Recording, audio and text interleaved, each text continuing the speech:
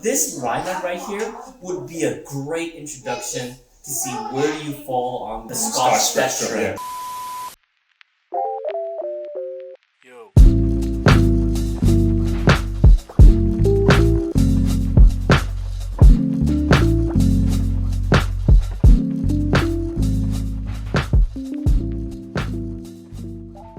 Welcome to SF Whiskey, guys. Today we've got a guest here, Albert, the ubiquitous Albert of the group. Crazy Al. Crazy Al. Today on the bar top, we're doing a cask strength review. These are probably some of the more ubiquitous cask strengths that you can find around. This is the GlenDronach cask strength batch 11, coming at 59.8%, and PX and Oloroso sherry barrels. Over here we've got the Aberlour Alba. This is also another cask strength batch. This is batch number 2. This one is finished in bourbon oak barrels, coming in at 58.7. We've got this one over here, the Glengoyne cask strength, coming in at 59.6. Batch number 9. It's in yellow font, so it's a little bit hard to read there, but batch number 9. And then finally, the ever-present Highland Park. Of course. Highland Parks, and it's got this beautiful kind of like Viking-ish shore, etching on the glass. That's really cool. Cask strength release number 2, 63.9%. So these are all 63? pretty. Yeah, these are all pretty heavy hitters. I just found it kind of interesting because I have to be honest, like a lot of the Scotch core lineups, it just is very disappointing. Partly because of the low ABV, it just doesn't carry a lot of flavor. So this is like the next notch up. All right, let's go ahead and get started with number 1 here, the GlenDronach. I have to confess, I'm a little bit of a GlenDronach fanboy. Just a little bit. Yeah. The Batch 11, from what I remember, was one of my favorite ones. And don't forget, Sunday morning, 10 o'clock. Recording at a hidden location. Someone's basement. Yes. Yeah. Wow. I mean, you get that richness, that deep kind of oakiness from this one that I really love. Oh, this is so nice. I get nice raisins. Yeah. Some nice raisins, like some dark fruits and stuff like that. There's a hint of sweetness in the back end too. It's quite sweet, actually. Yeah. Right now, I think the spice is getting me more just into the first sip of the day too.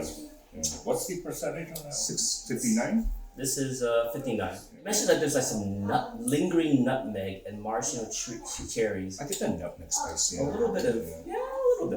It's almost like a Christmassy. That's that holiday. I keep on thinking that which one would be the best one for a bourbon drinker to kind of get into a little bit. Oh, this I don't know if this is a bourbon drinker. This bourbon drinker would love this. You think so? Okay. I don't think this is sweet enough for a bourbon drinker's palate though. To me, it's sweet. I like it. The finish has a little grassiness. This one, yeah. Yeah. I think it's that oak finish. Oloroso sherry. I like the initial taste, sweetness. I mean, it's a very good expression of what a Scotch is, right? So. Do you remember what the previous batches tasted like? I mean, I think they're all kind of similar. I just remember that. So I have a batch 12, right? Mm-hmm. Batch 12 is not the same. Batch 12 is tastes in my mind tastes a little more astringent. Interesting. Yeah. So every batch has lots of nuances. I mean, there's nuances, but the backbone is the same still. It's like a Johnny Walker pod. They're trying to aim for something consistent to release, But definitely, I think batch 11 is more sought after than batch 12 right now, just because people rate this more highly than other batches, right? I mean, for around $100, I think that's a great buy. Yeah, for the price, you can't go wrong with this one. I mean, I've been burned on much worse. I think we all have. It's palatable for a lot of people. It's called tuition. Tuition, yeah. All right, let's go for number 2. No mistakes in life. It's just part of learning. Okay, what are we tasting This now? is Aberlour. Aberlour. Yeah, I don't know much about that distillery, Aberlour. I don't know much about. I've had a few Aberlours in my life. I've never had their cask strength before. 58%. 58? Yeah. The other one was 59. So that's 2. Yeah. bourbon oak barrels. Bourbon oak. The color of it, you can see the color's like Oh, white yeah. too. Very, very light for a bourbon. The sweetness finish. come. This one, the GlenDronach come from the PX cask. That's Yeah. why. That, I mean, that's what the color comes sherry. from, too. There's PX and Oloroso. Yeah, you have to see that sherry. Okay, let's go through. Hey, cheers, guys. Cheers. There's some legs on this one too. This one.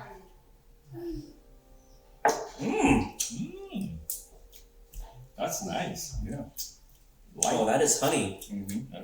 with some melon, a little bit of like honey, and then melon. Not honey melon, but like. I haven't had that for a long time, actually. Oh, this is nice. It really gets that mid palate a lot too. That is really, really nice. Oh, that's really nice. That's really nice. Wow. Oh, That's a little bit of a sleeper hit right there. I mean, Yeah. that's tickling my biases right now. Yeah. Oh man, for like a bourbon barrel finish, that's very, very nicely. oh, it's delicious. Has like a little dryness tannin to it too, almost at the back end. How would you rate this one then? I don't have the materials for that. I'd probably give it an 86. Probably. I try to calibrate myself to whiskey basis, so it's easier to kind of like, understand where the rating is, sort of. But in general, like 90 and above is like really, really, really amazing. Like, and anything above that level is like 85 to 90. That's kind of like, you're a good pour, but like I want to buy a bottle, and buying a bottle maybe is like 88, 89-ish, but 90 is like true as any special goes, 85 is kind of like, oh, this is pretty nice. I enjoy the pour, but it's I won't reach for it on the shelf kind of a thing, And then under that, it's you're not into it. You're grateful for having been given this. You would never order it. So how would you rate the Glen? They're all. I mean, the GlenDronach. I mean, I'm a GlenDronach fanboy, but I would put that definitely around. Like, I like that. I mean, I actually like that more than the core lineup, the blue one, the older guys. I like it more than that one actually. It's one note, but it's a luscious, nice note. Yeah. Let's go for Glengoyne. All right. So I don't know much about Glengoyne.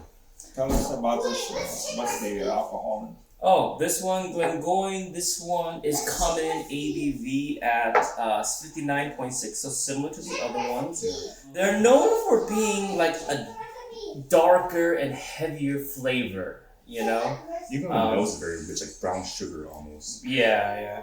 I don't know what's it's finished in.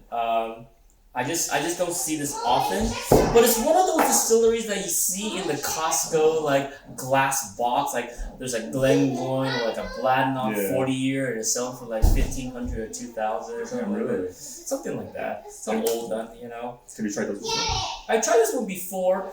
I just know that it just tends to be like a dark flavor, heavier flavor, versus other ones might be like a sweet sherry. This is a different beast. It's like a caramel almost.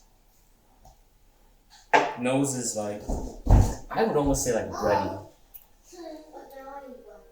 You're right, like when I drink it, it is very much heavier than the other two. It's nice though. It's like a bitterness, like a coffee bitterness. Yeah, they describe it as a sticky toffee pudding, which I think is appropriate. Yeah. On the nose is definitely that brown sugary that I'm getting from it. I do look for this kind of like texture almost, right, from the Scotch. It's almost like a chewy texture, Yeah, a little bit of chewy. It's rich, fills your mouth. I think at the price point at $100 for like these cask tank brands, you're not gonna be able to get that roll, that complexity, That's that fair. development and depth. You don't get layers here. You don't get It's layers. like a nice, beautiful note. Yeah.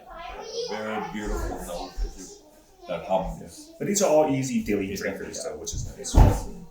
Here's a question: would you sooner try one of these three over the Johnny Walker Blue? Would I? Yeah. I would. Okay. Because Johnny Walker Blue. Oh. like I'm not a Johnny Walker Blue fan in general, It's right? fair. I mean, if you think about it, it is kind of like it is a batch blend. Yeah. But it's not cask strength. No. I They should think do cask strength. they should. That's true. They should. They should do cask strength. What do you think is the scary point for people to dive into this? Is it the ABV level? You think? ABV for sure, 100%. Yeah. Well, for us, We love hiding. But then, like, it takes a while to get to this point, though. Oh yeah, it takes a while. So 'Cause, like, you want to for- start with yeah. something low. I've never been able to get to hazmat level stuff. Anything above like 69 or 70, I've never been able to do. It's hard. Those are like nightcaps. Maybe after a few. That's you can go a to. little over. Yeah. Yeah. Then the alcohol takes over the Yeah. flavor. You don't want that. You want the flavor first, and then the heat. That follows. The heat follows. Yeah. But there's definitely like You gotta a cold taste the bottle flavor. in it, you know? If you don't taste the flavor, it's not good. But there's like big end of the spectrum there, right? So like 80% of like Scotch or whiskey drinkers, I'll say I like whiskey, right? And they'll say, it's light, easy to drink. That's what they go for, right? All right, last one. The one that everyone always hears about, the Highland Parks. I swear, I think that's like next to like Glenlivet 12, like Highland Park. Every bar has a Highland I Park. know, but this is also one of my what- favorites too. How much alcohol? This is 63.9, so It's it's a little like, lower. it's a little bit higher Higher? than the. Oh, the other one, 59. Yeah, this is 59, so we've broken 60 now. Good. Ooh, I like this one. Oh man. I know. See, I know if you. It's not really your thing, but I like this one though. This is nice. This has that peated, like a light peatedness, smokiness, right? With Very that touch. Yeah. That's a Not too slight- strong. It's not like a No, Lafroy, but No. But yeah. that's a touch of it. To me, it's a good balance. I'm not a huge fan of that. I'm not a huge fan of that. You see that expression? Yeah. And it's hard to get over that, right? Because the peat is such a prevalent note. This is so rich. This is rich, yeah. Very rich. Very buttery. At a high ABV, that's tasty. But be honest though, do you enjoy it? I know it's I enjoyed it after I got past the nose, but okay. the peat smoke just takes it away from me a little Fair enough, bit. yeah. So which one do you think would appeal most to a bourbon drinker? Now that you've tried all four of them. I think this one. I think the Aberlour would appeal more to bourbon drinkers. Really? I mean, that's his favorite, but it doesn't have bourbon character though. You know? Doesn't have any like that heavy, like, in my mind, I think like people like bourbon because of the heavy caramel, heavy sweetness. Fair enough, yeah. And so that made me gravitate. Actually, no, I was gonna say this isn't really the next choice. But it's interesting you said that one. Because of the sweetness of the The PX. sweetness does. You're right. Yeah. If you have a choice of these 4 bottles, which would be your number 1 bottle to buy? There is no number one. There is no number one in my mind. I just realized that. Which is the least one? No? Either? For me personally, right, my least would probably be the Aberlour. Yeah. Just because it doesn't have like the richness of the other 3, right? But to me, that's what I crave for in a Scotch, right? Is that richness. But it has a different flavor. It's crisp, right? It's different. Oh man, there's a beautiful like honey, grassy hay note at the end of this one, the Aberlour. Yeah. That hay. I still like that a lot. But it's, everybody has their own taste. So how would you like? Which one would you buy? I would buy all 4. All 4? Yeah, so you can't ask that question, right? You can't ask that question when because they're so different. Yeah. The blending has taken out like unique and complexity from it, Yeah. but I don't get anything harsh on the palate. Yeah. Nothing bitter at the end or nothing cloying. I mean, it might be cloyingly sweet to some extent, but it's like. But it's relatively balanced, Wow. right? So which is nice. And it's, I agree earlier, it's like all 4 of them have pretty much a single note. Note. Yeah. There are no layers of complexity. This should have been like a KNL pack, like that'd a be fun, introductory pack, you know? That's a good introduction, yeah. If you're new to Scotches and you're a bourbon drinker and you want to dive into something a notch above the core lineups of the distilleries, this is a great lineup for you to go try for. Aberlour, Highland Park, Glengoyne, and GlenDronach, all fantastic cask strength offerings. And hey, $400 a bottle, this is like a steal. Good deal. You won't go wrong with anything. All right, Ross. Cheers. You guys. Cheers, Good health. cheers, Good health to all of you. cheers. Cheers. Good health. Okay.